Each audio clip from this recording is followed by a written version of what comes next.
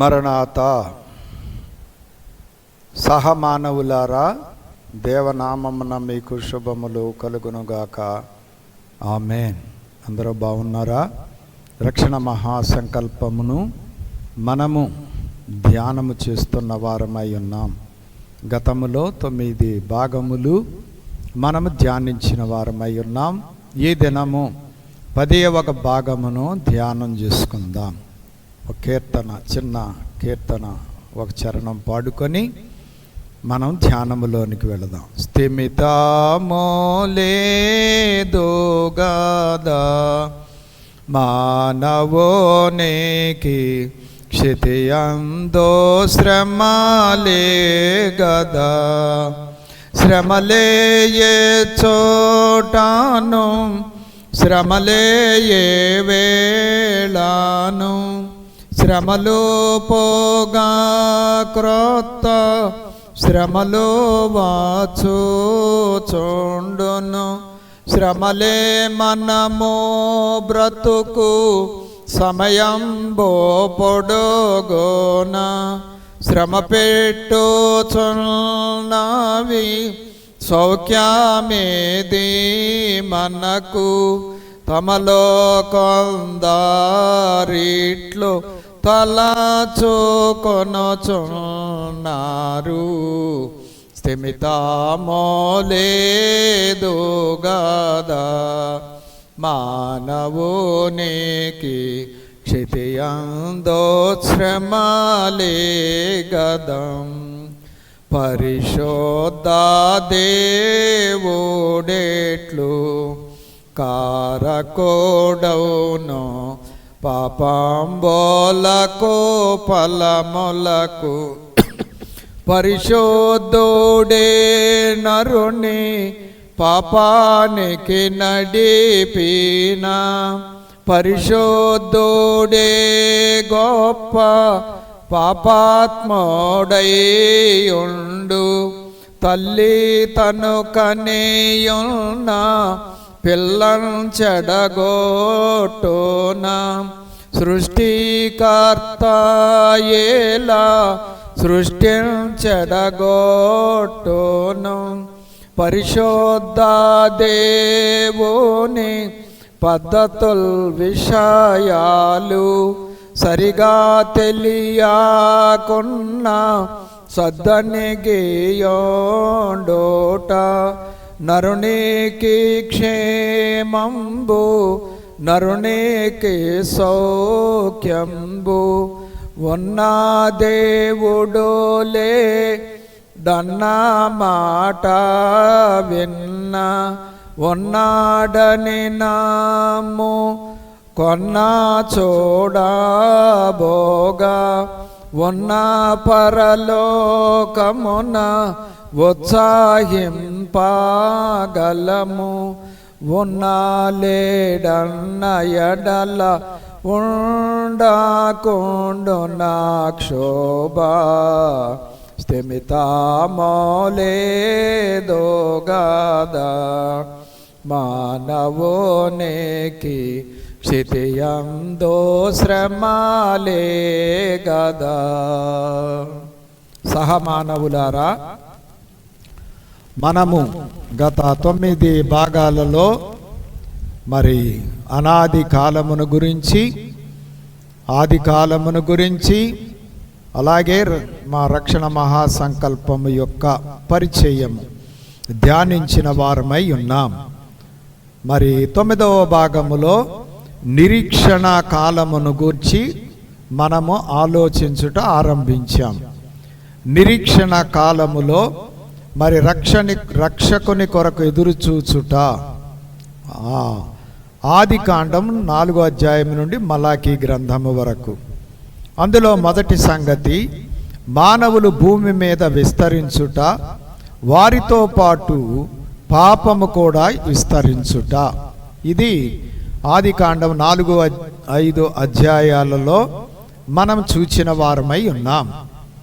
ఆ తరుపతి మరి జలప్రళయము, మరి సర్వలోకము నాశనమగుట, వాడ ద్వారా నోవహు కుటుంబము ఓడలో చేరిన జీవకోటి రక్షింపబడుట. ఆదికాండం 6 నుంచి 10 అధ్యాయాల వరకు ఈ జలప్రళయ చరిత్రను మనం చూడగలం.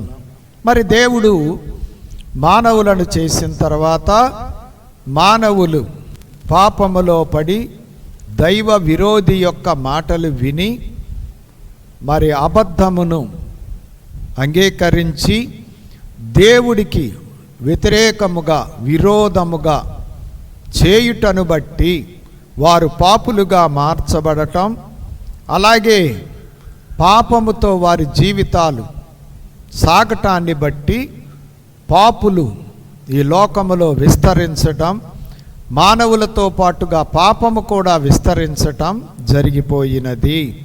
అటువంటి సందర్భములో దేవుడు నొచ్చుకొని ఈ భూప్రపంచాన్ని శుద్ధి చేయటానికి పూనుకున్నాడు. అలాగూ శుద్ధి చేయటానికే ఆయన జలప్రళయమును రప్పించాలి అని ఆలోచించిన వాడై ఉన్నాడు. మరి అలాగ ఆలోచించినటువంటి దేవుడు జలప్రళయమును రప్పించడానికి పూనుకొని దైవ సన్నిధిలో కనిపెట్టుకుంటూ ఉన్నటువంటి నోవహు అనేటువంటి భక్తుని చూచి అతడు నీతిమంతుడై ఉండుటను బట్టి అతన్ని కాపాడాలని ఉద్దేశించాడు.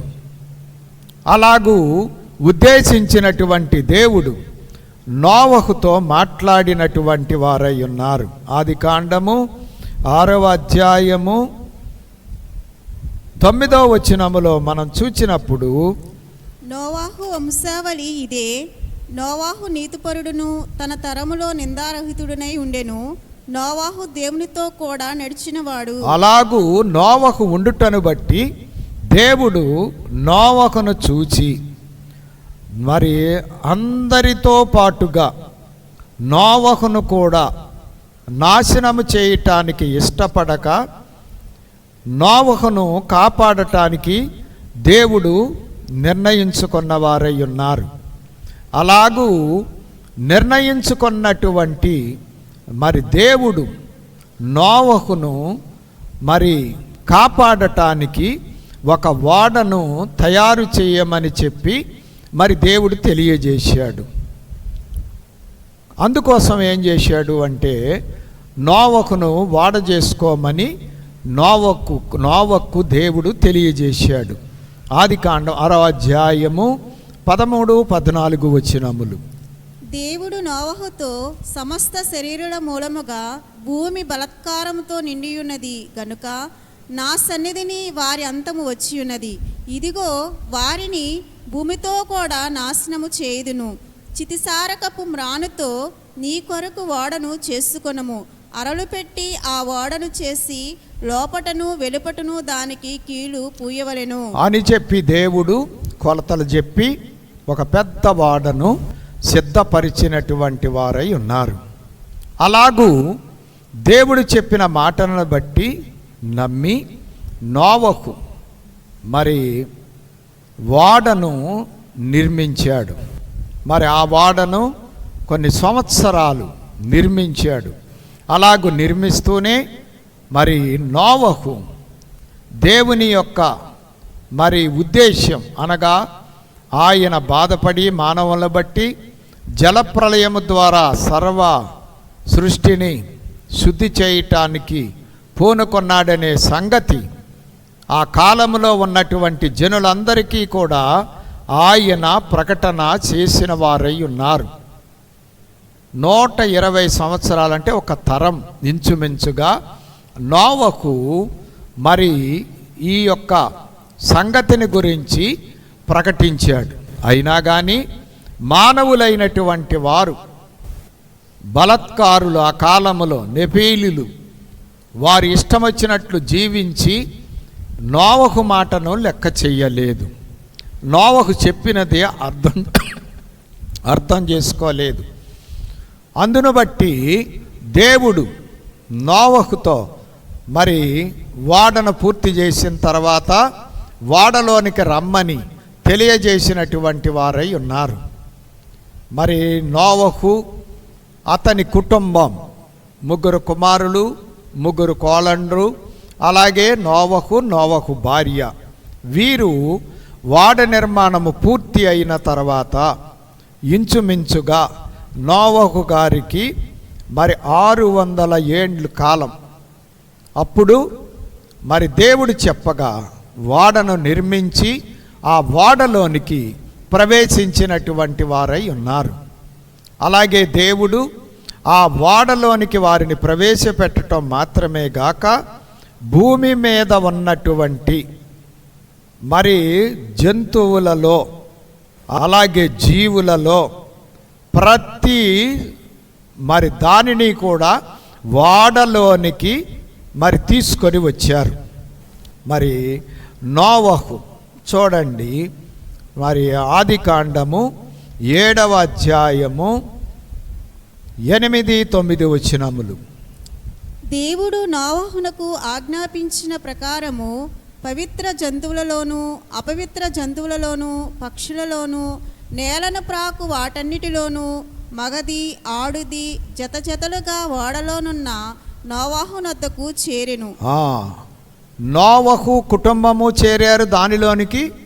అలాగే భూమి మీద సకల జంతుజాలము కూడా జతలు జతలుగా నావలోనికి ప్రవేశించారు, అంటే వాడలోనికి ప్రవేశించారు. అలాగ ప్రవేశించిన తర్వాత దేవుడు వాడను మూసివేశాడు, ద్వారాన్ని మూసివేశాడు. ఆయన భద్రపరచి ఆయన చెప్పిన ప్రకారముగా జలప్రళయాన్ని భూమి మీదకి రప్పించాడు. అలాగూ అగాధ జలముల ఓటలు విప్పబడ్డాయి. 40 పగళ్ళు 40 రాత్రులు. చూడండి ఆదికాండం 7వ అధ్యాయం 11వ వచనము నుండి. నోవహు వయసు యొక్క 600 సంవత్సరము 2వ నెల 17వ దినమున మహా అగాధ జలముల ఓటలనియు ఆదినమందే విడబడెను. ఆకాశపు తూములు విప్పబడెను. 40 పగళ్లను 40 రాత్రులను ప్రచండ వర్షము భూమి మీద కురిసెను. చూడండి,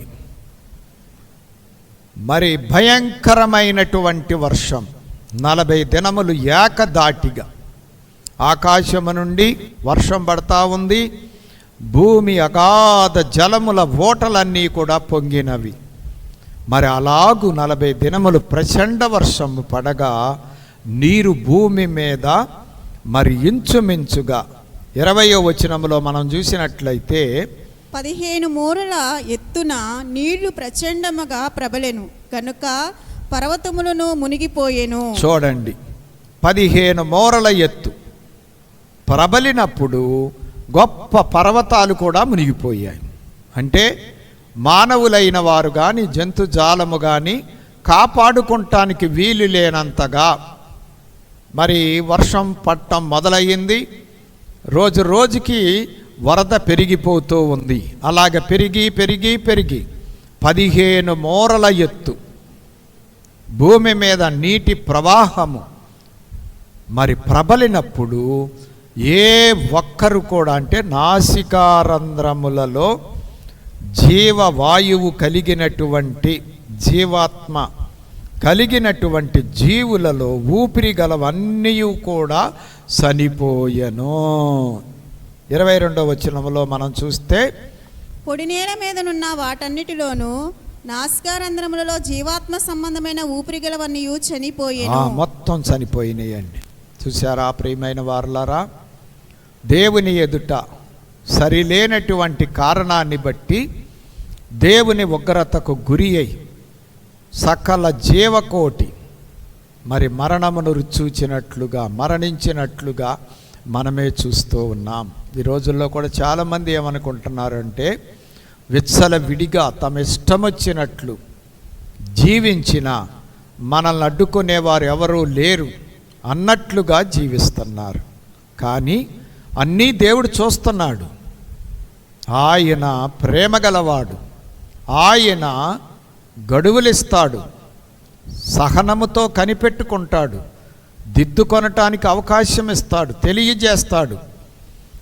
ఆయన అవకాశాలన్నీ వదులుకుంటే చివరకు తీర్పు పొందక తప్పదు. ఉగ్రతకు గురికాక తప్పదు.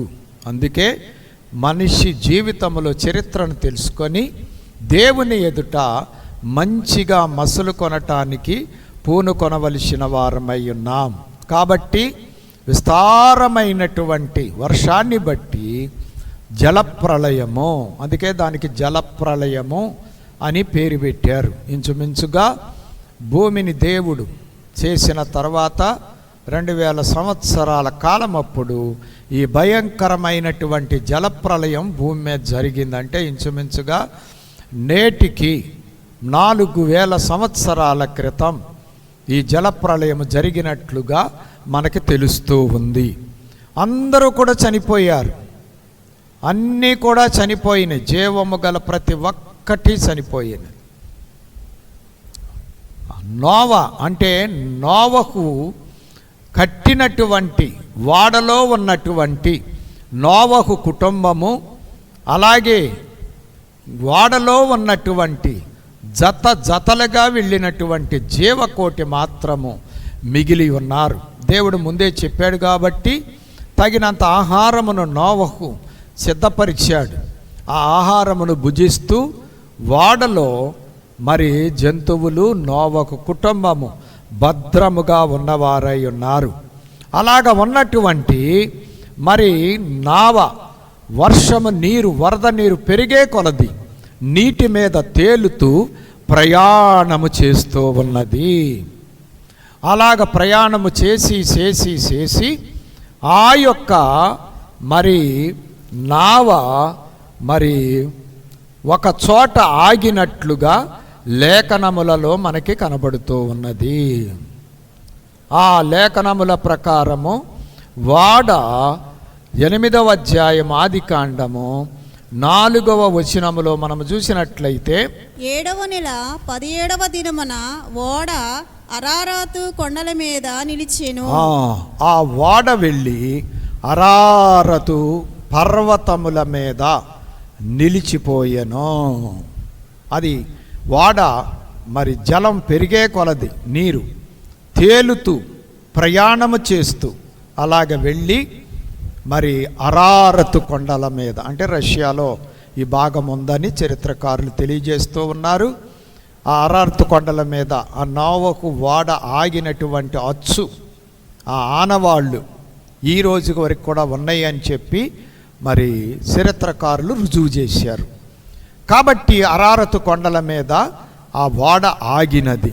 ఆ తరువాత దేవుడు వర్షాన్ని నిలిపివేసి మరి వేడి గాలిని నీళ్లు ఆవిరి అయ్యి నీళ్లు ఆరిపోయేటువంటి విధంగా భూమి మీదకి గాలిని రప్పించాడు. అలాగూ రప్పించుటను బట్టి భూమి మీద ఉన్నటువంటి నీళ్లు మరి క్రమక్రమముగా తగ్గిపోయి ఇంచుమించుగా మరి 150 దినములు పైగా ఆ నీళ్లు తగ్గి పొడి నేల ఏర్పడినట్లుగా మనం చూస్తూ ఉన్నాం. అప్పుడు నోవహు గారు కాకిని పంపించారు. ముందు భూమి పరిస్థితి ఎలాగ ఉందని కిటికీ తెరచి అది రాలేదు. తర్వాత పావురాన్ని పంపించారు, వెంటనే వచ్చేసింది. మరలా వారానికి పంపినప్పుడు పావురము ఒలీవల ఆకును తీసుకొని వచ్చింది. అప్పుడు నోవహు గ్రహించాడు, మరి భూమి మీద నీళ్లు తగ్గుముఖం పట్టినవని, భూమి మరి బయటకు వస్తుంది అని చెప్పి. అలాగూ జరిగిన తర్వాత దేవుడు నోవహును అతని కుటుంబాన్ని మరి జ్ఞాపకము చేసుకొని, నీవు నీ భార్య అలాగే జంతుజాలము బయటికి రమ్మని చెప్పి మరి దేవుడు చెప్పినప్పుడు వారు ఆ జంతువులన్నీ కూడా బయటికి వచ్చినట్లుగా మనము చూస్తూ ఉన్నాం. అప్పుడు దేవుడు వారిని బయటికి రప్పించాడు. అలాగూ వచ్చినటువంటి నోవహు అలాగే సర్వ జీవకోటి కూడా ఈ భూమి మీద మరి మరలా వృద్ధి చెందినట్లుగా మరి మనము కనుగొనగలము. కాబట్టి ఇంచుమించుగా మరి 2వ నెల 14వ వచనం 8వ అధ్యాయం 14వ వచనములో 2వ నెల 27వ దినమున భూమి ఎండి ఉండెను. చూశారా, మరి 600 సంవత్సరం నోవహు జీవితంలో 600 సంవత్సరం అప్పుడు ఈ జలప్రళయం ఆరంభమయ్యింది. ఆయన వాడలో నుంచి బయటికి వచ్చినప్పుడు మరి నోవహు యొక్క 601వ సంవత్సరం మరి 2వ నెల 27వ దినమున భూమి ఎండిపోయినది. అంతకాలం పట్టిందనమాట అండి. అలాగూ మరి భూమి ఆరిన తర్వాత నోవహు కుటుంబము సర్వజీవకోటి వచ్చారు. వచ్చినప్పుడు దేవుడు వారిని దీవించాడు. అప్పుడు నోవహు దేవుడికి బలి అర్పించి దేవుడికి ప్రార్థన చేశాడు. ఎప్పుడూ కూడా ఇలాగూ నాశనము చేయవద్దు అని చెప్పి దేవుణ్ణి కోరుకొనగా అప్పుడు దేవుడు నోవహు గారికి వాగ్దానము చేశారు. ఏమని వాగ్దానం చేశారు అంటే చూడండి, 8వ అధ్యాయము 21-22 వచనములు. అప్పుడు యెహోవా ఇంపైన సువాసనను ఆగ్రానించి, ఇక మీదట నరులను బట్టి భూమిని మరలా శపించను. ఎందుకనగా నరుల హృదయాలోచన వారి బాల్యము నుండి చెడ్డది. నేనిప్పుడు చేసిన ప్రకారముగా ఇకను సమస్త జీవులను సంహరింపను. భూమి నిలిచినంత వరకు వెదకాలమును, కోతకాలమును, శీతోష్ణములను, వేసవి శీతాకాలములను, రాత్రింబగలను ఉండక మానవని తన హృదయములో అనుకొనెను. చూడండి, నోవహు బలి అర్పించి ప్రార్థన చేయగా దేవుడు వాగ్దానం చేశాడు. మనసులో అనుకున్నాడు, ఇక ఎప్పటికీ ఇలా జలప్రళయంతో నాశనము చేయను అని చెప్పి. అలాగే నేటి వరకు కూడా దేవుడు అలాంటి జలప్రళయమును మరలా రానియకుండా నోవహుతో చేసిన నిబంధనను జ్ఞాపకం చేసుకున్నాడు. అలాగ జ్ఞాపకం చేసుకొనుటకు నిబంధనకు గుర్తుగా ఆయన మేఘములో ఆయన ధనస్సును ఉంచారు. ఆ సంగతి 9వ అధ్యాయం ఆదికాండము 12-13 వచనాల్లో మనం చూసినట్లయితే, మరియు దేవుడు నాకును మీకును మీతో కూడానున్న సమస్త జీవరాశులకును మధ్య నేను తరతరముకు ఏర్పరచుచున్న నిబంధనకు గురుతు ఇదే. మేఘములో నా ధనుస్సును ఉంచి తిని, అది నాకును భూమికిని మధ్య నిబంధనకు గురుతుగా నుండును. చూశారా? కాబట్టి దేవుడు తన ధనస్సు మేఘములో ఉంచాడండి, ఆకాశములో. అందుకే వర్షం కురిసినప్పుడు మనకి ఆ ధనుస్సు కనపడుతుంది. అది దేవుని ధనస్సు.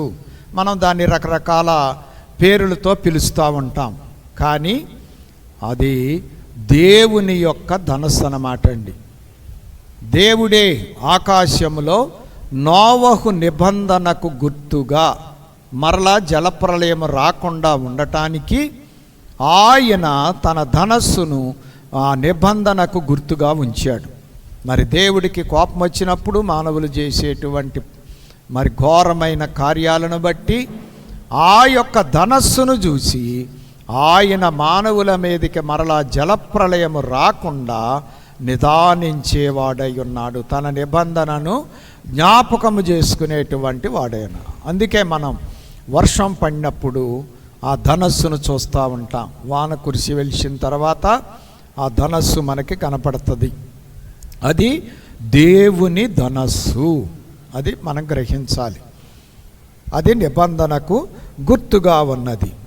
అలాగున దేవుడు జలప్రళయం రప్పించి సర్వ సృష్టిని శుద్ధి చేసి నోవహు కుటుంబాన్ని ఈ భూమి మీద ఉంచాడు. అలాగే జతలుగా ఉన్న సర్వజీవకోటి మరలా భూమి మీద విస్తరించింది. ఇప్పుడు జలప్రళయము తర్వాత ఏర్పడినటువంటి శుద్ధి చేయబడిన భూమి మీద మనమున్నాం. ఇక అప్పటి నుంచి ఇప్పటి వరకు జలప్రళయం రాల. ఏదో ఒక ప్రాంతంలో మరి జలప్రళయం వచ్చి కొంత పాడవటం జరుగుతుంది, కానీ ప్రపంచమంతా కూడా జలప్రళయం రాకుండా దేవుడు నిబంధన చేశాడు. అందుకే ప్రపంచమంతా ఒక్కసారి ఇప్పటి వరకు మరలా అటువంటి జలప్రళయం రాలేదు. ఈ భూమి మీద మరలా నోవహు కుటుంబము ద్వారా జనములు విస్తరించుట జరిగినది. మరలా జనములు విస్తరించారు. అలాగే భూమి మీదకు వచ్చినటువంటి జతలు జతలుగా ఉన్న జీవకోటి కూడా విస్తరించింది. అలాగ విస్తరించి నేడు మనమున్నటువంటి ఈ ప్రపంచము ఇలాగ వర్ధిల్లి మరి మానవులతో జీవకోటితో నింపబడినట్లుగా మనం తెలుసుకొనవలసి ఉంది. కాబట్టి జలప్రళయం 2000 సంవత్సరాల కాలం అప్పుడు, అంటే క్రీస్తు పూర్వం 2000 సంవత్సరాలప్పుడు, అంటే కొన్ని సంవత్సరాలు అటు ఇటుగా ఉంటుందండి. ఎప్పుడైనా లెక్కలు మనం కరెక్ట్గా చెప్పలేం. ఇంచుమించుగా 2300 క్రీస్తు పూర్వం ఆ ప్రాంతంలో జరిగినట్లుగా చరిత్రకారుల అభిప్రాయం. అలాగ జరిగి నూతన ప్రపంచం, దేవుడు మొట్టమొదట చేసిన ప్రపంచం ఆ జలప్రళయముతో శుద్ధి చేయబడి మరలా రెండవ ప్రపంచం అని మనం అనుకోవచ్చు. నోవహు కుటుంబముతో మరలా ఆరంభమైనది. ఆ మొదటి ప్రపంచమేమో ఆదాము అవ్వలతో ఆరంభమైనది. ఈ ప్రపంచమేమో నోవహు కుటుంబములో నుండి ఆరంభమైనది. అలాగూ నోవహు కుటుంబము ద్వారా నరులు భూమి మీద మరలా విస్తరించారు. అలాగే జీవకోటి కూడా వాళ్ళలో నుంచి బయటకు వచ్చి విస్తరించినవి. ఆ భూమి మీద ఇప్పుడు మనమున్నాం. ఆ తరువాత మనం చూస్తే ఆదికాండము 10వ అధ్యాయములో నోవహు యొక్క 3 కుమారులు షేము, హాము, యాపెతు. వీళ్ళ 3 కూడా మరి నోవహు యొక్క కుమారులు. జలప్రళయం అయిన తర్వాత ఇక భూమి ఆరింది కాబట్టి మరలా నోవహు వ్యవసాయము చేసి పంటలు పండించి మరలా జీవనం చేయటానికి ఆరంభించాడు. అలాగ ఆరంభించినటువంటి నోవహు కుటుంబములో షేము, హాము, యాపెతు అను వారిలో నుండి వంశావళి బయటకు వచ్చింది. వంశావళి అలాగ బయటకు వచ్చినటువంటి వంశావళి వృద్ధిలోనికి చెందినది. అలాగ వృద్ధి చెంది వారందరూ కూడా భూమిని మరి నింపినటువంటి వారుగా ఉన్నారు. భూమిని నింపటానికి వృద్ధయ్యారు. అలాగూ నోవహు మరి 3 కుమారుల యొక్క వంశావళులు ఇక్కడ రాయబడ్డాయి. ఈ 3 వంశావళి మనం 10వ అధ్యాయంలో చూస్తే యాపెతు కుమారులు 2వ వచనము నుండి మరి చూచినప్పుడు యాపెతు యొక్క కుమారులు కనపడతారు. ఆ యాపెతు కుమారులు మరి 5వ వచనము వరకు, అలాగే 6వ వచనము నుండి మరి 20వ వచనము వరకు హాము కుమారులు, అంటే హాము వంశావళి కనబడుతుంది. అలాగే 21వ వచనము నుండి 31వ వచనము వరకు మరి యాపెతు యొక్క వంశావళి, షేము యొక్క వంశావళి కనబడుతుంది. అలాగే షేము, యాపెతు, హాము 3 కుమారుల్లో నుండి ఈ జనాంగం మరలా వృద్ధి అయ్యింది. ఈ 3 సంతానాన్ని మనం లెక్క వేస్తే 70 మంది అవుతారు. మరి మీరు ఇవన్నీ ఒక్కొక్కళ్ళ లెక్కలు వేస్తే 70 మంది మరి సంతానం నోవహు కుమారుల యొక్క వంశావళిలో 3కి కలిపి 70 మంది. 70 అనేటువంటి మాట బైబిల్లో అనేక చోట్ల కనపడుతుంది. మొట్టమొదట కూడా నోవహు యొక్క సంతానము, ఆ కుమారులో నుండి వచ్చిన వంశావళి 70 మంది పెద్దలు. ఈ 70 మంది పెద్దలే మరి భూమి మీద వ్యాపించారు. అలాగూ వ్యాపించిన వారిలో నుండి మనమందరం కూడా వచ్చాం. ఆ రోజుల్లో ఇంచుమించుగా 3 ఖండాలు, ఆసియా, ఐరోపా, ఆఫ్రికా, ఈ ఖండాలలో ఈ 70 మంది ప్రజలు పెద్దలు వెళ్ళుటను బట్టి విస్తరించారు. వాళ్ళు ఈ ప్రపంచంలో వ్యాపించటానికి ముందు ఇంకొక సంఘటన జరిగింది. ఆ సంఘటనని మనము తరువాతి భాగంలో చూస్తాం. ఆ సంఘటన ఏమిటి అంటే బాబెలు గోపురపు సంఘటన. ఆదికాండం 11వ అధ్యాయంలో ఉంటుంది ఆ సంగతి.